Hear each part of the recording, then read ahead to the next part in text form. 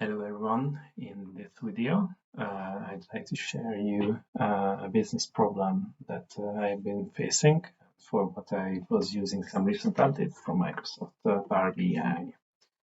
Okay, so what is the problem? The problem was that I have two parallel data sets. So the business wanted to have some trend lines for these data sets.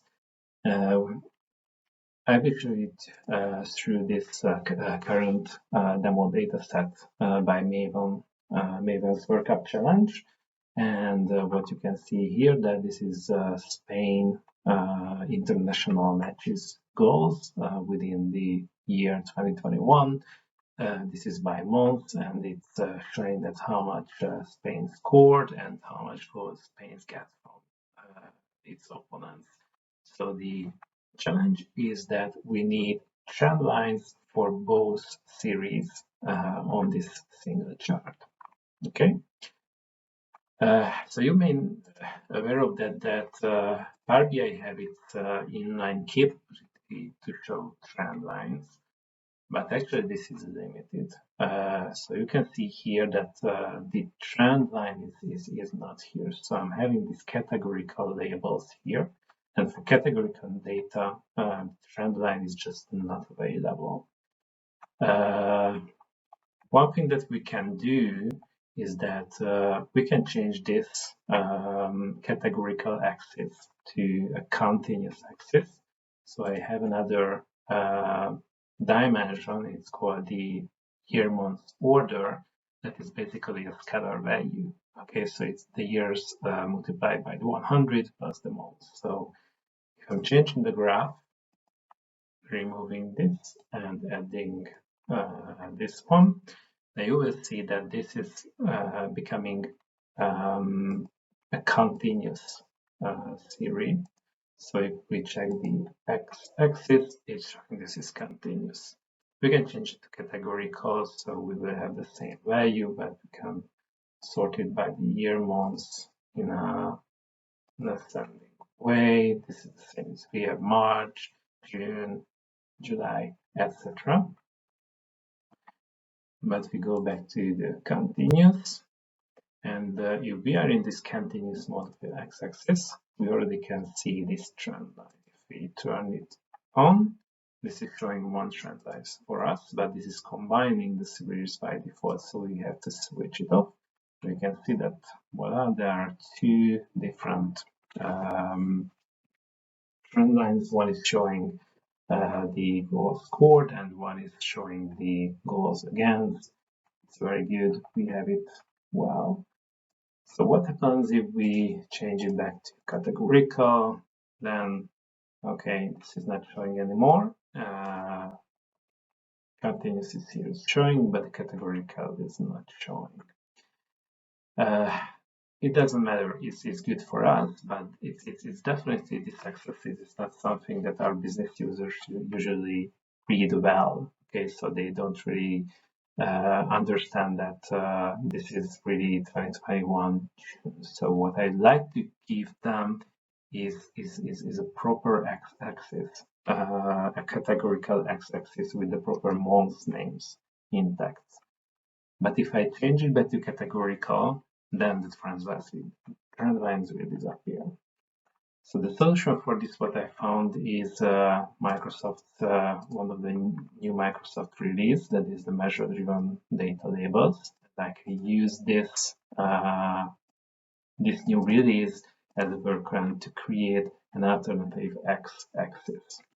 If we go back here, what I can do that I will create a new measure, and this new measure will be called x-axis placeholder, and I will set the value of it as just simply null. Now what I can do that I will change the graph from this clustered column chart to a line and clustered column chart type of visual, and in the x and y-axis I can put this placeholder here. Okay. One thing that I need to do is to remove the secondary axis, so I just switch it on, switch it off, and now you will see that it will be a constant line on 0 axis. Then I can change it. I don't want to see the line itself, so I can remove the line to 0. Even I can change the color to white, not to be distracting. And then here comes the new feature that I can turn on the data labels. One thing that I would do that for the goal scored and for the goals against, I will remove it. I don't need it there. I need it only for the x-axis placeholder. And in the values, here you can see this is a custom label. I turn it off, and here I can add a new label.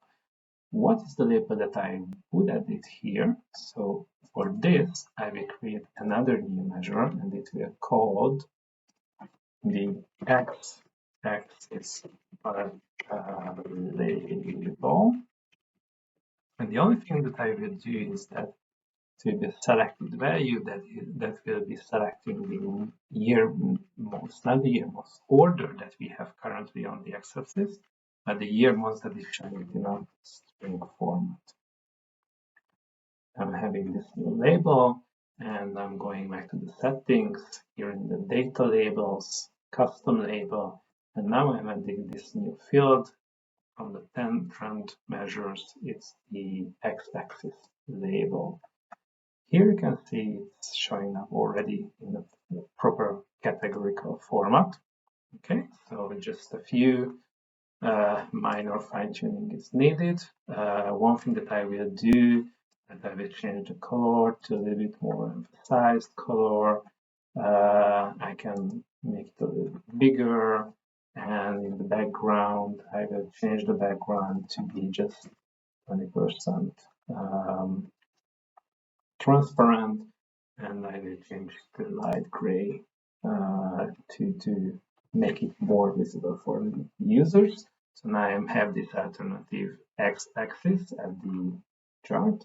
I can also change the position, so it can be just under, so it's also not distracting the even lower values of the chart. And then I just need to change something in the x-axis by turning it off. And also what I can do that changing the title, so instead of having the year months order, I'm just simply having the year months. And here it is. We have the x-axis in a categorical way for year months, but we are in the same time having these proper trend lines. So one more thing that we can make it even better, that you can see the trend lines are really starting from the first available value and last until the last available value, and not showing the trend line for the entire data set and for the entire series.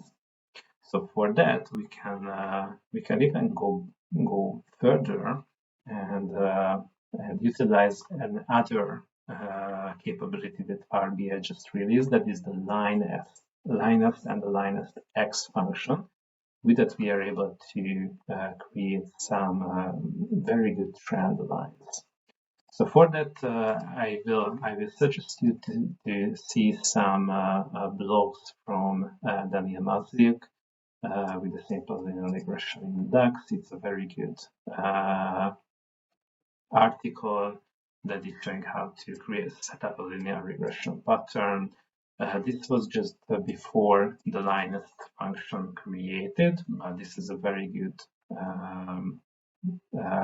article to understand how it is done. And another article that is already incorporating the new Linest function from categorical, and this is basically the trend that we will be using with some minor changes, consolidating it with the other articles. So I will use this trend chart that is explained here. And let me create a new measure, and this new measure will call it first. I will create the measure, the trend for goals scored. So here we need to add in the year month order. That is our x-axis. Again, year. And then the measure that we are trying to do the trend against will be goals scored. Okay. Here we have this known section that is showing us the known goals and the year month order. And after that, you can see here that the Carrie is already using the LinestX function. And with that, this is creating a table that is creating the statistical attributes for these two variables. Here you can see that the slope is already defined. So from this table, the slope one column is extracted already. One other thing that we will need is the intercept for our trend chart, and it can be pulled with the same select colors from the slope intercept table, but in here we are using the intercept instead of the slope, so we are having it as well there. And after that, in the return, we will use for SumX formula with the testing of the year's order, that it will be our x-axis, and the formula that we will be using for the trend line will be the intercept plus the slope multiplied by the year's order. Okay, I'm closing this. So I'm having this new formula. I'm changing it to be in trend measures. Okay, closing it, and I like to add it to the chart. I like to add it to the line axes. So I'm adding it here. And you can see here that this trend line is perfectly matching with the trend line that RBA is automatically creating for us. Okay, so now we won't need the automated trend line anymore.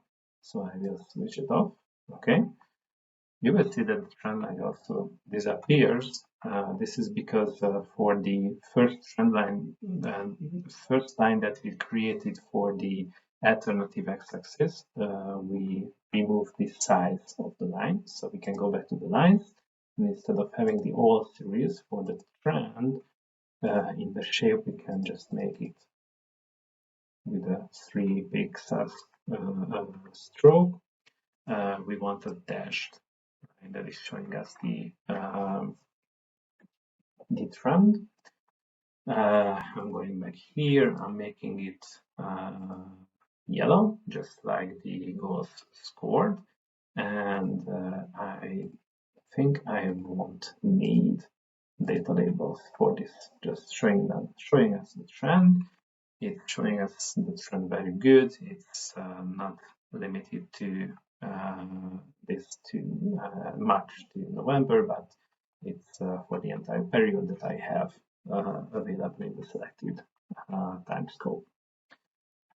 From here, this is very easy to do the same for the goals again. So I'm just copying this formula, creating one for the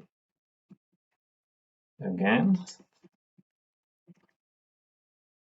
and here I'm changing the formula just for to against. Everything will be the exact same.